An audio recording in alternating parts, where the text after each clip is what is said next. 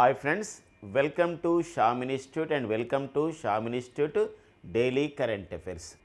August 16, 2025లో ఉన్న current affairs చూద్దామండి. So ఈరోజు ఉన్న current affairs headlines.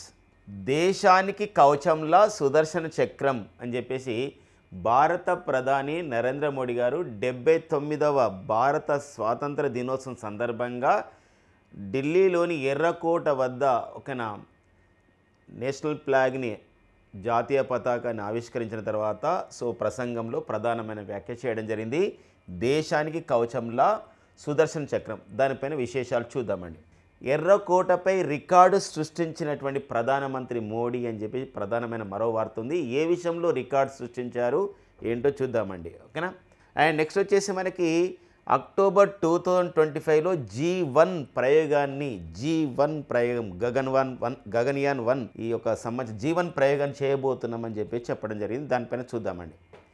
ISRO చైర్మన్కి Tamil Nadu ప్రభుత్వ పురస్కారం ఇచ్చింది. ఆ పురస్కారం ఏంటో చూద్దాం. జిఎస్టీలో సంస్కరణలకి కేంద్రం యోచిస్తుంది అని చెప్పేసి మరొక వార్త ఉందండి, అది చూద్దామండి. సో ఇది మనకి ఇదంటే జిఎస్టీ సంస్కరణలు అనేది రాబోతున్నాయి కాబట్టి అలా ప్రతిపాదన దశలో ఉన్నాయి, వాటిపైన కూడా అడిగే అవకాశం ఉంటుంది కాబట్టి అదొక ప్రధానమైన కరెంట్ అఫైర్గా చూద్దాం. సో ఇవ్వండి మనకి ఈరోజున హెడ్లైన్స్. దీంతో పాటుగా ఇప్పుడు మనకు వివరంలోకి వెళ్దాం. చివరిగా మనకు బుల్లెట్స్ కరెంట్ అఫైర్స్ పైన కూడా డిస్కస్ చేద్దామండి. సో ఇందులో మొదటి అంశం వచ్చేసి మరి 79వ స్వాతంత్ర వేడుకలండి. 79వ స్వాతంత్ర దినోత్సవ వేడుకలు జరిగాయి. సో మరి ఢిల్లీలో ఆగస్టు 15 నిన్ననే అన్నమాట, ఆగస్టు 15, 2025న దీనికి ఒక ప్రత్యేక అతిథులుగా ఆగస్టు 15, 2025న మరి ఒక 79వ స్వాతంత్ర వేడుకలకి 5,000 మంది ప్రత్యేక అతిథులు రావడం జరిగింది. అందులో వాళ్ళు ఎవరు అనేది ఇంపార్టెంట్, అంటే ఏ కార్యక్రమం లబ్ధిదారులు ఎవరు అనేది ఇంపార్టెంట్గా ఉంటుందండి. సో అందులో వచ్చేసి జాతీయ beekeeping and honey mission, అంటే బీ కీపింగ్ అంటే తేనెటీగలు అనమాట. తేనెటీగల ద్వారా తేనెను తయారు చేసే ఒక కార్యక్రమం ఉంది.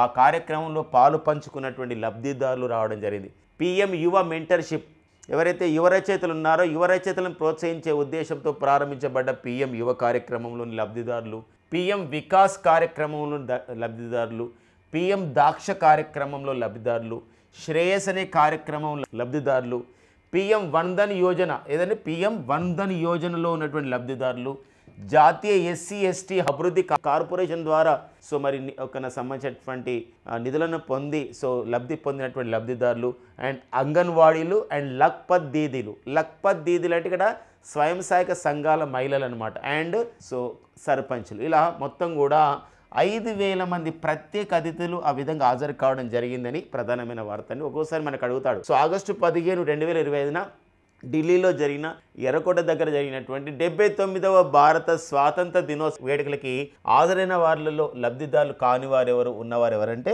ఆ విషయం మనం చూసుకోవాలండి.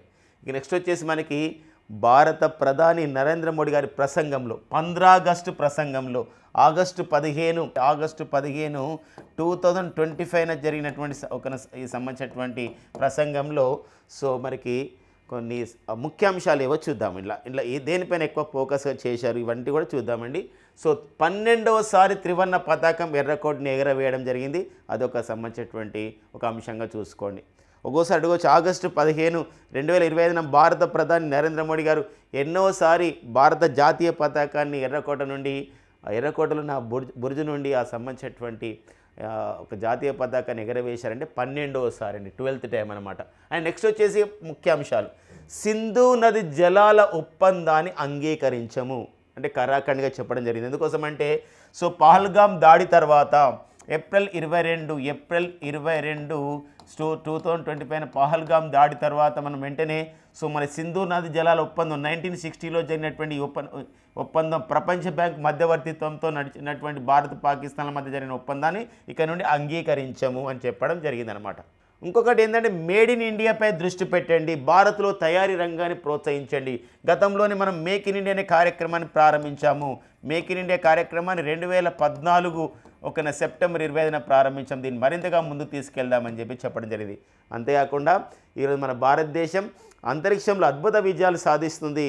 చంద్రయాన్ 3నే కానివ్వండి, అంతేకాకుండా ఇటీవల కాలంలో స్పేడెక్స్ ప్రయోగం కానివ్వండి, లేకపోతే రీసెంట్గా మన శుభాంశు శుక్లా సో మన అంతరిక్ష యాత్రకు వెళ్ళడం కానివ్వండి, ఇవన్నీ కూడా ప్రశంసించడం జరిగింది భారత ప్రధాని నరేంద్ర మోడీ గారు.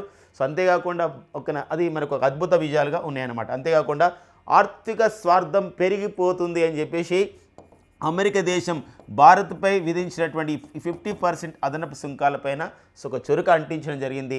ఆర్థిక స్వార్థం ప్రపంచంలో పెరిగిపోతుందని. అంతేకాకుండా మన భాషలను చూసి గర్వించాలి, భాషల ద్వారా సంస్కృతి సాంప్రదాయాలు పెరుగుతున్నాయని చెప్పేసి దానిపైన మరొక వ్యాఖ్య చేయడం జరిగింది. మరొక విషయం ఏంటంటే నక్సల్స్ని ఏరివేశాము అని చెప్పేసి చెప్పడం జరిగింది. గతంలో దేశంలో 125 జిల్లాల్లో నక్సలైట్ల కార్యకలాపాలు ఉంటే ప్రజెంట్ నక్సలైట్ల కార్యకలాపాలు అనేది 20 జిల్లాలకు మాత్రమే పరిమితమైంది. గతంలో దేశంలో 120 దేశాల్లో నక్సలైట్ల కార్యకలాపాలు ఉంటే ఇప్పుడు 20 జిల్లాల్లో మాత్రమే పరిమితమైంది. ఛత్తీస్గఢ్లోని బస్తర్ జిల్లాలో ఈరోజు ఎన్నో గ్రామాలు కూడా గతంలో స్వాతంత్రం వచ్చినప్పటి నుంచి కూడా అక్కడ జాతీయ పతాకం ఎగరవేయలేదు. సో మొదటిసారిగా ఎగరవేశారు. బస్తర్ జిల్లాలో 14 గ్రామాలలోనే వార్త కూడా మనం చూసాం. ఈ క్రమంలో సో మనకు సిఆర్పిఎఫ్ అండ్ హోంశాఖ పరిధిలో పనిచేసిన సిఆర్పిఎఫ్ సంస్థ సెంట్రల్ రిజర్వ్ పోలీస్ ఫోర్స్ వాళ్ళైతే ఒక కార్యక్రమం నిర్వహిస్తున్నారు. అక్కడ నక్సలైట్ల ఏరివేత కార్యక్రమం 2026 నాటికి మొత్తం కూడా దేశంలో నక్సలైట్ లేకుండా చేయాలనే ఒక కార్యక్రమంతో ఆపరేషన్ ఖగార్ అనే కార్యక్రమాన్ని నిర్వహిస్తున్నారు. సో అలాంటి విషయాలు మనం చర్చించుకోవచ్చండి.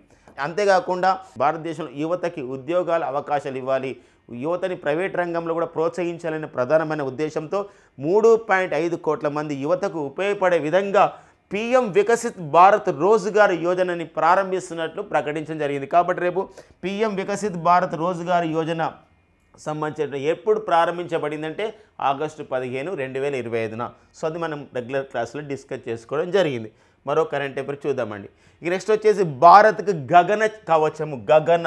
అంటే ఇక్కడ చూడండి గగన కవచం, ఇది ఒక సుదర్శన చక్రం అనమాట. అంటే మన భారత వైమానిక దళ వ్యవస్థని, మన భారత యొక్క రక్షణ వ్యవస్థని, భారత యొక్క గగనతల వ్యవస్థని మరింతగా పటిష్టం చేయడం దీని యొక్క ప్రధానమైన ఉద్దేశం అండి. అంటే దేశంలో ఇది ప్రకటించారనమాట. ఆగస్టు 15, 2025న భారత ప్రధాని నరేంద్ర మోడీ గారి యొక్క సంబంధించిన ప్రసంగంలో ప్రధానమైన అంశాల్లో ఒకటి సుదర్శన చక్రం, మిషన్ సుదర్శన చక్రం అండి.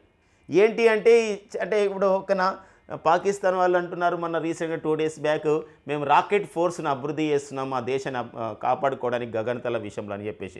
ఆ క్రమంలో మనం ఇప్పుడు దానికి మరింత ధీటుగా సుదర్శన చక్ర అనే కార్యక్రమాన్ని ప్రారంభిస్తున్నాం. దేశంలో కీలక ప్రాంతాలని గగనతల దాడుల నుంచి రక్షించడం ఈ సుదర్శన చక్ర కార్యక్రమం యొక్క ఉద్దేశం. బహుళ అంచెల కవచం మరి ప్రతిదాడి వ్యవస్థ ఇందులో ఉంటుందన్నమాట. సో ఒక సంబంధించిన విషయం. అండ్ దీనికి మనకేందంటే ఈ సుదర్శన చక్ర కార్యక్రమంలో గతంలో అభివృద్ధి చేశారు. ఏంటండి IACCని అభివృద్ధి చేశారు. IACC అంటే ఏంటండి integrated air command and control system. అంటే సమీకృతంగా ఇక్కడ ఆర్మీ, నేవీ, ఎయిర్ ఫోర్స్ అన్ని సమీకృతంగా ఎయిర్ కమాండ్ అండ్ కంట్రోల్ సిస్టాన్ని భారత్ ఎలక్ట్రానిక్స్ లిమిటెడ్ అభివృద్ధి చేయడం జరిగింది. గతంలోనే ఆకాశ్ తీర్ అనే కార్యక్రమం ద్వారా ఇంటిగ్రేటెడ్ కౌంటర్ సో మనకు ఒక సంబంధించినటువంటి UAS గ్రిడ్ని కూడా మనం తయారు చేసుకోవడం జరిగింది. వీటిని తయారు చేసుకొని ఇప్పుడు సుదర్శన చక్రాలో భాగంగా ఇప్పుడు మనకి ఇజ్రాయెల్ దేశానికి ఇలాంటి గగనతల వ్యవస్థని మనం కాపాడుకోవడానికి ఇజ్రాయెల్ వాళ్ళు ఏం చేశారంటే ఐరన్ డోమ్ అనే ఒక వ్యవస్థను తయారు చేశారు. ఈరోజు పాలస్తీన్ హమాస్ వాళ్ళు చాలా దాడి చేసినప్పుడు కూడా ఇజ్రాయెల్ కాపాడుకుంటుంది. ఇరాన్ దాడి చేసినప్పుడు కూడా ఇరాన్ ఆపరేషన్ 2 Promise 3 పేరుతో ఇటీవల ఇజ్రాయెల్ పైన దాడి చేసినా కూడా ఇజ్రాయెల్ ఈరోజు కాపాడుకుందంటే ఐరన్ డోమ్ వ్యవస్థ. అలాంటిది ఒక సుదర్శన చక్రం అని చెప్పేసి అన్నమాట. ఇలాంటి గగనతల దాడుల నుంచి రక్షించుకోవడానికి 2035 నాటికి ఇప్పుడున్నటువంటి IACCS ఇప్పుడున్నటువంటి ఆకాశ్ తీర్లో భాగంగా సో మేము ఏం చేస్తామంటే 2035 నాటికి సుదర్శన చక్రాన్ని సిద్ధం చేస్తాము అని చెప్పేసి భారత ప్రధాని నరేంద్ర మోడీ గారు చెప్పడం జరిగింది. సో ఆ వ్యాఖ్య కూడా చాలా ఇంపార్టెంట్గా ఉంటుందండి. ఇక నెక్స్ట్ వచ్చేసి మనకి సతీష్ ధావన్ స్పేస్ సెంటర్ డైరెక్టర్గా నియమితులైనటువంటి ES పద్మకుమార్ గారు సో మరి ఒక విషయాన్ని ప్రకటించడం జరిగింది. సో మరి మన ఇండిపెండెన్స్ డే సందర్భంగా సో ES పద్మకుమార్ గారు సో ఎవరండి వీరు? సతీష్ ధావన్ స్పేస్ సెంటర్, దీనికి మరొక పేరు షార్ అని కూడా పిలుస్తామండి. శ్రీహరికోట హై ఆల్టిట్యూడ్ రేంజ్, ఆంధ్రప్రదేశ్లోని తిరుపతి జిల్లా శ్రీహరికోట వద్ద ఈ సంబంధించినటువంటి మనకి సతీష్ ధావన్ స్పేస్ సెంటర్ అని చెప్పేసి మన ఉపగ్రహ ప్రయోగ వేదిక ఉందన్నమాట. సో అక్టోబర్ 2025లో G1 ప్రయోగం చేస్తాము. జీవన్ ప్రయోగం అంటే ఇది ఒక మానవ రహిత ప్రయోగం, అంటే గగన్యాన్ ప్రాజెక్టులో భాగంగా.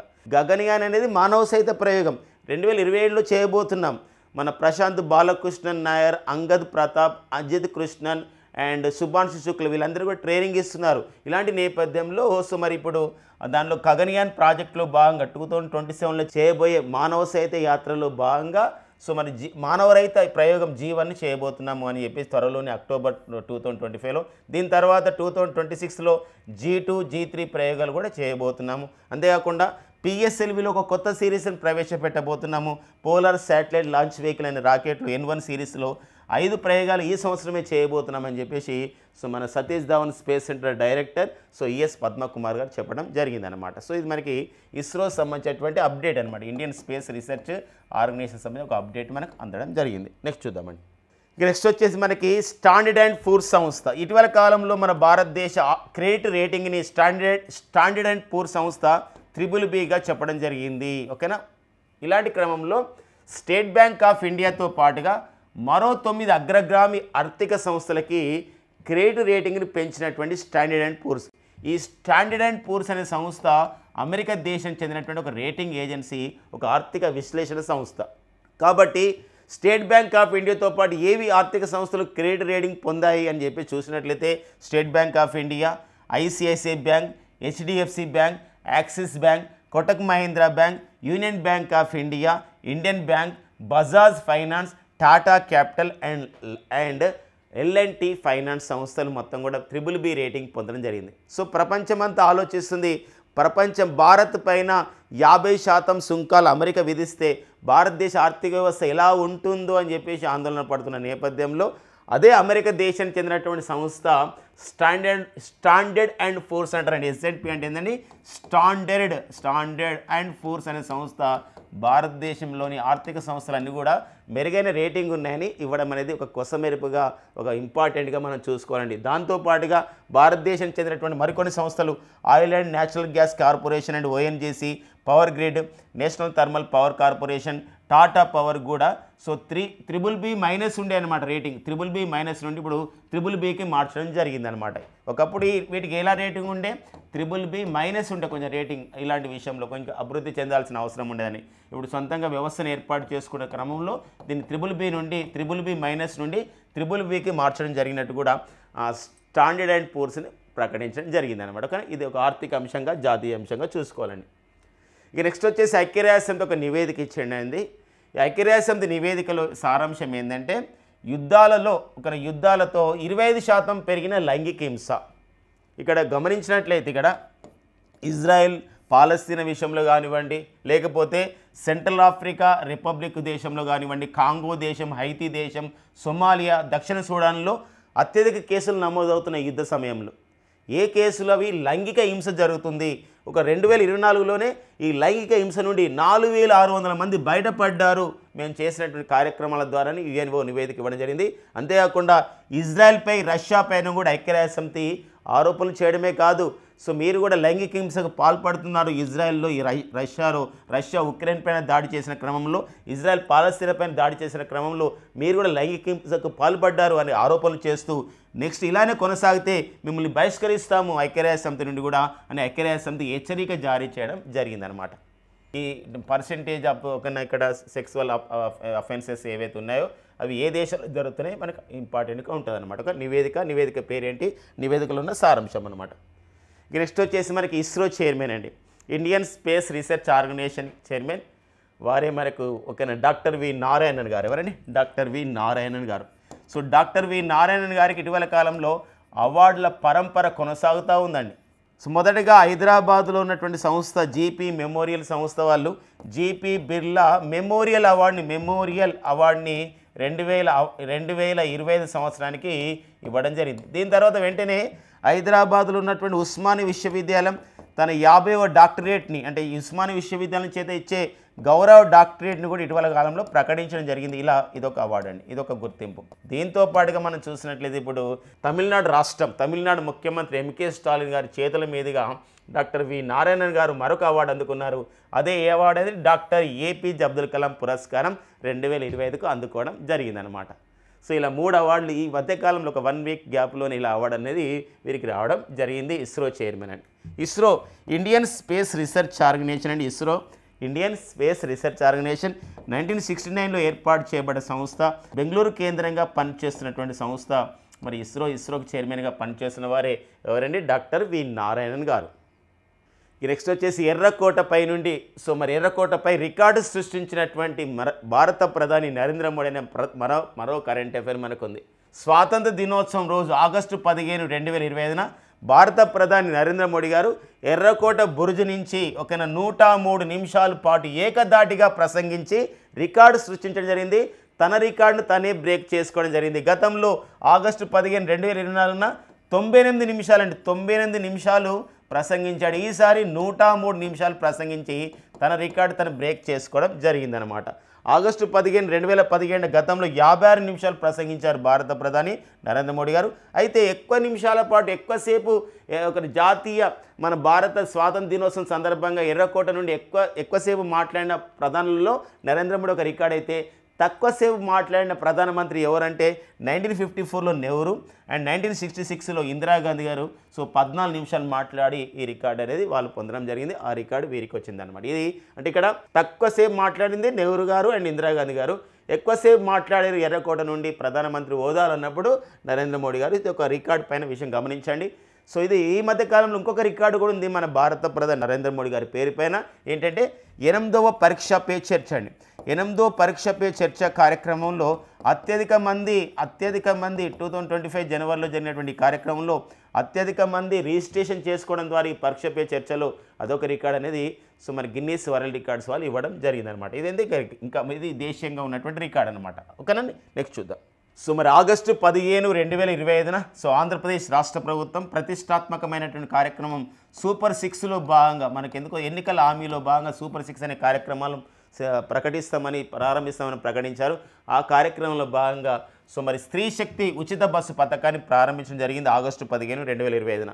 ఉండవల్లి నుండి విజయవాడ బస్టాండ్ వరకు వచ్చి బస్టాండ్ ఆవరణలో సో మరి ఆంధ్రప్రదేశ్ రాష్ట్ర ముఖ్యమంత్రి చంద్రబాబు నాయుడు గారు, ఆంధ్రప్రదేశ్ రాష్ట్ర ఉప ముఖ్యమంత్రి పవన్ కళ్యాణ్ గారు అండ్ ఆంధ్రప్రదేశ్ రాష్ట్ర ఐటీ పరిశ్రమల శాఖ మంత్రి సో మరి విద్యాశాఖ మంత్రి కూడా సో ఎవరండి ఐటీ అండ్ విద్యాశాఖ మంత్రి వచ్చేసి మనకి నారా లోకేష్ గారు. సో ముగ్గురు కూడా ఈ కార్యక్రమంలో పాల్గొని ఈ ఉచిత బస్సు పథకానికి మరి స్త్రీశక్తి పథకాన్ని ప్రారంభించడం జరిగిందనమాట.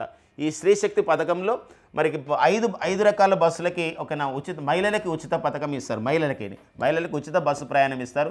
మహిళలు బాలికలు మరొకటి ఎవరండి ఇక్కడ ట్రాన్స్జెండర్స్ కూడా ఉచిత బస్సు ప్రయాణం ఉంటుంది. కానీ అన్ని బస్సులు కాదు, 5 రకాల బస్సులే. Palle Velugu, ultra Palle Velugu, city ordinary, express and metro ఎక్స్ప్రెస్లో ఉంటుందన్నమాట ఈ అవకాశం. సో వాళ్ళకి జీరో ఫేర్ టికెట్ అనేది ఇస్తారు. సో సంబంధించిన గుర్తింపు కార్డు చూసినట్లయితే ఆధార్, ఓటర్ ఐడి. ఇలాంటి క్రమంలో 11,449 బస్సులు ఉన్నాయండి. Andhra Pradesh road AP state road transport కార్పొరేషన్కి 11,449 బస్సులు ఉంటే 8,458 బస్సులని దేనికి కేటాయించడం జరిగిందంటే స్త్రీశక్తి కార్యక్రమాన్ని కేటాయించడం జరిగిందనమాట. ఓకేనండి, నెక్స్ట్ చూద్దాం. సో మరి ఆంధ్రప్రదేశ్ రాష్ట్ర మరో ప్రతిష్టాత్మకమైన కార్యక్రమము P4 కార్యక్రమం. సో సమాజంలో ఎవరైతే ధనవంతులు ఉంటారో సమాజంలో సో మరి డబ్బున్న వారు ఉంటారో వాళ్ళు సో మరి సమాజంలో కింది స్థాయిలో ఉన్నవారు అంటే ఇక్కడ ఆర్థికంగా బలహీన ఉన్న వారికి సపోర్ట్ చేయాలి అనే విషయంతో మార్గదర్శి బంగారు కుటుంబం అనే ఒక కార్యక్రమంలో భాగంగా సో P4కి శ్రీకారం చుట్టడం జరిగినది. P4 అని చెప్పేసి అంటాం.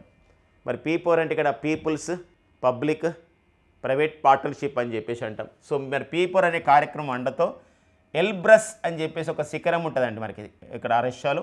మరి ఎల్బ్రస్ శిఖరాన్ని అధిరోహించడం జరిగింది కర్నూలు జిల్లా గోనకండ్ల గ్రామానికి చెందిన సురేష్ బాబు.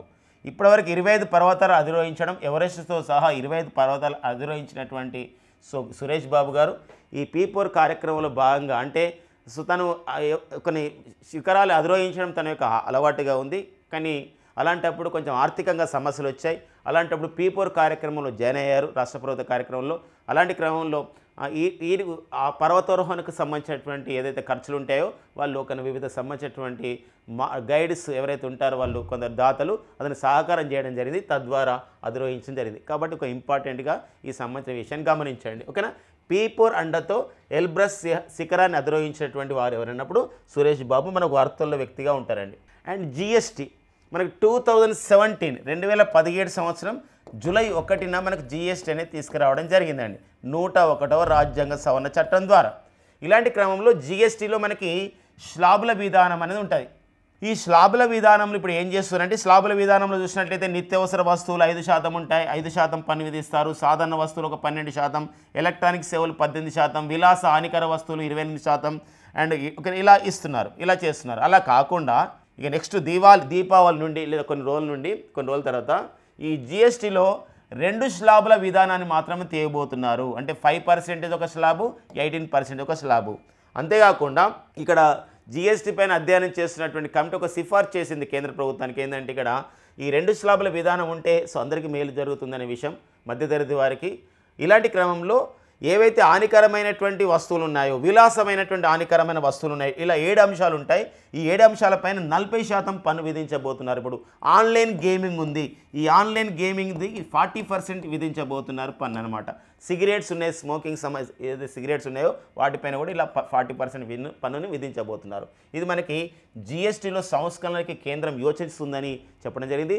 దీంతో పాటుగా భారత ప్రధాని నరేంద్ర మోడీ గారు ఆగస్టు 15, 2025న 79వ స్వాతంత్ర దినోత్సవ వేడుకల సందర్భంగా కూడా ఈ సంబంధించినటువంటి ప్రసంగిస్తూ త్వరలోనే మనము జిఎస్టీ అంటే గూడ్స్ అండ్ సర్వీసెస్ ట్యాక్స్ని కొంత మినహాయింపు ఇస్తాము ఈ యొక్క సంబంధించిన ప్రకటన చేయడం జరిగిందనమాట. ఇది మనకి ఒక్కొక్కసారి ప్రతిపాదన దశలో ఉన్న ప్రపోజల్ స్టేజ్లో ఉన్న కూడా ఎగ్జామ్లో అడిగే అవకాశం ఉంటుంది. అంటే ఎన్ని స్లాబుల విధానాన్ని తీసుకురాబోతున్నారంటే 2 స్లాబుల విధానాన్ని తీసుకురాబోతున్నారు. ఒకవేళ హానికరమైన, విలాసమైన లేకపోతే ఆన్లైన్ గేమింగ్ లాంటి ఒక 7 అంశాలపైన మాత్రం 40% పన్ను విధించే అవకాశం ఉంటుంది ఈ కొత్త సంస్కరణల ద్వారా అని చెప్పొచ్చు అనమాట.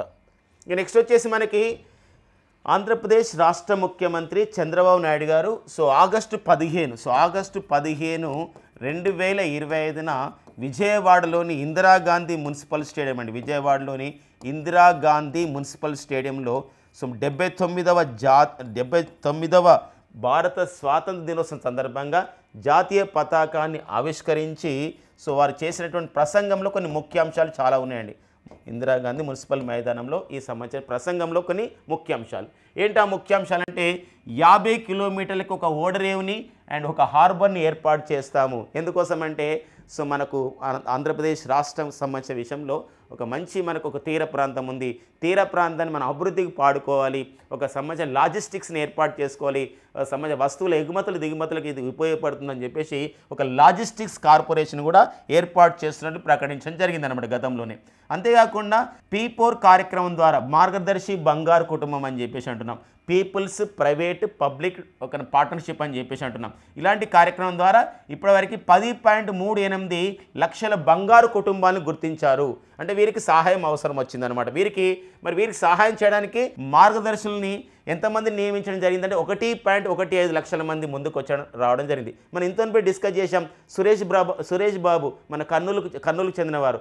ఎల్బ్రస్ అనే శిఖరం ఎక్కడం తన యొక్క కోరిక, కానీ డబ్బులు లేవు. అలాంటప్పుడు ఈ P4 కార్యక్రమం ద్వారా కొందరు మార్గదర్శులు యాడ్ కావడం ద్వారా అతనికి ఫైనాన్షియల్గా సపోర్ట్ చేయడం ద్వారా ఈరోజు ఎల్బ్రస్ అనే శిఖరం ఎక్కడం జరిగింది. అలాంటి నేపథ్యం.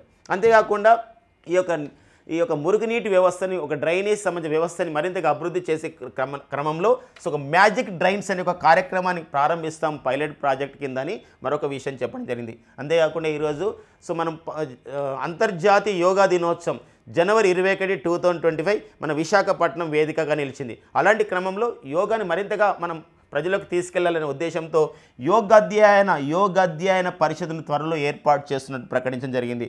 నెక్స్ట్ వచ్చేసి మనకి పోలవరం ప్రాజెక్ట్.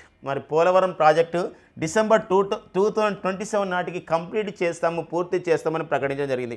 అంతేకాకుండా ఇరిగేషన్ ప్రాజెక్టులో భాగంగా, నీటిపారుదల సౌకర్యాల ప్రాజెక్టులో భాగంగా వచ్చే ఏడాది నాటికి బై 2026 వంశధార వెలుగొండ ప్రాజెక్టును కూడా పూర్తి చేస్తామని ప్రకటించడం జరిగింది.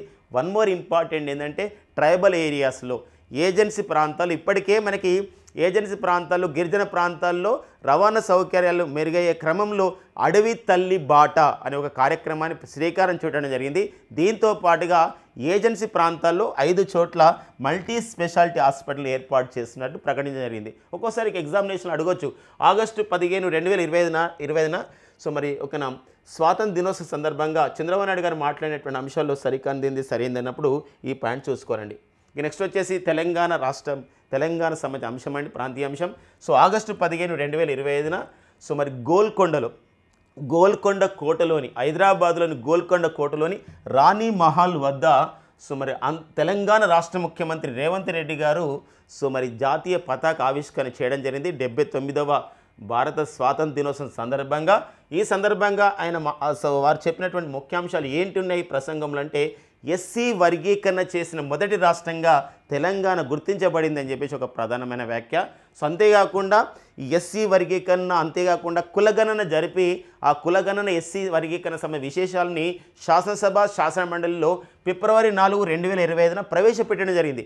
ఆ రోజుని ఎలా ప్రకటించుకుంటున్నామని చెప్పేసి అనడం జరిగిందంటే, Telangana social justice day, Telangana సామాజిక న్యాయ దినోత్సవంగా మేము జరుపుకుంటామని చెప్పడం జరిగింది. తెలంగాణ ప్రభుత్వం ఇంతవరకు 2 ఇంపార్టెంట్స్ అండి. ఇదొకటి ఫిబ్రవరి 4 Telangana social justice day, and జనవరి 3 వచ్చేసి మనకి సావిత్రిబాయి పూలే జయంతిని తెలంగాణ ఉమెన్ టీచర్స్ డేగా తెలంగాణ మహిళా ఉపాధ్యాయుల దినోత్సవం కూడా జరుపుకుంటున్న నేపథ్యం.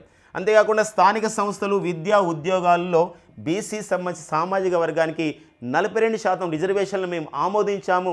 ఈ ఆమోదం తెలిపి శాసనసభ శాసనమండలి ఆమోదం తెలిపి కేంద్ర ప్రభుత్వానికి పంపామనే విషయం కూడా ప్రకటించడం జరిగింది. అంతేకాకుండా రైతులకు రుణమాఫీ విషయంలో సో మరి 20,216 కోట్ల రూపాయలని సో మనం 25.35 లక్షల మందికి జమ చేశామని చెప్పేసి కూడా చెప్పడం జరిగింది. అంతేకాకుండా రైతు పంట పెట్టుబడి సహాయ పథకమైన రైతు భరోసాలో సో మరి 70,11,187 మందికి 9,000 కోట్ల రూపాయలని, ఒక ఎకరానికి 12,000 రూపాయల చొప్పున, అంటే మొదటి దశలో భాగంగా 6,000 రూపాయలు ఇస్తారు, ఇంకోటి 2 దశలో ఇస్తారు, మొత్తం 12,000 రూపాయలు అలా మొత్తం కూడా ఇవ్వడం జరిగిందని చెప్పడం జరిగింది. ఇది మనకి సో మన సీఎం రేవంత్ రెడ్డి గారు సో చెప్పినటువంటి అంశాలు అనమాట. సో నెక్స్ట్ మనకి డైలీ కరెంట్ అఫైర్స్ తర్వాత సో ఎవ్రీడే ఉన్న విధంగానే ఈరోజు మనకి షామ్స్ DNA daily news analysis bullets అండి, useful for the all competitive exams. శౌర్య ప్రశంస పత్రం పొందిన తొలి భారతీయ మహిళా పైలట్గా ఎవరు గుర్తించబడ్డారు? సో మనకి స్వాతంత్ర దినోత్సవం సందర్భంగా గ్యాలంటరీ అవార్డ్స్ ఇవ్వడం జరిగింది. ఈ గ్యాలంటరీ అవార్డ్స్లో శౌర్య ప్రశంస పత్రం పొందినటువంటి తొలి భారతీయ మహిళా పైలట్ ఎవరండి? Squadron leader Sumangala Sharma. So very very important అండి, గుర్తుపెట్టుకోండి. చెన్నై చెస్ ఛాలెంజర్ టైటిల్ 2025 విజేత ప్రణీష్ అండి. చెన్నై చెస్ ఛాలెంజర్ టైటిల్ అండి, మొత్తం చెస్ టైటిల్ మళ్ళీ జర్మనీ దేశం చెందిన క్రీడాకారుడికి వచ్చింది, బట్ చెస్ ఛాలెంజర్ టైటిల్ మాత్రం ప్రణీష్ అనే మన భారత చెస్ క్రీడాకారుడికి రావడం జరిగింది. 21 ఇయర్స్కి 21 ఏళ్ళకే ఇంగ్లాండ్ T20 క్యాప్టెన్గా నియమితులైన వారు ఎవరు అన్నారండి? వారు వచ్చేసి జాకబ్ బెథెల్ అండి. సో అది ఒక రికార్డ్ అనమాట, చిన్న వయసులో కావడం జరిగింది.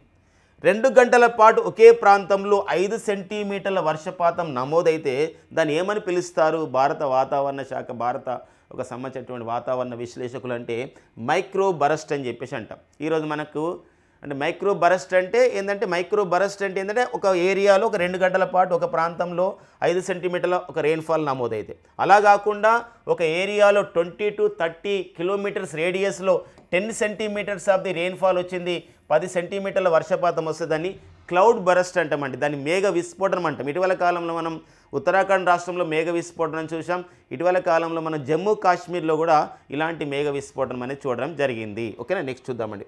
బ్రిటన్ అత్యున్నత పౌర పురస్కారాలు ఒకటైన commander order of the British empire అవార్డుకు పొందినటువంటి తెలుగు మహిళ ఎవరు అన్నప్పుడు పూర్ణిమ తణుక్ అండి, పూర్ణిమ తణుక్.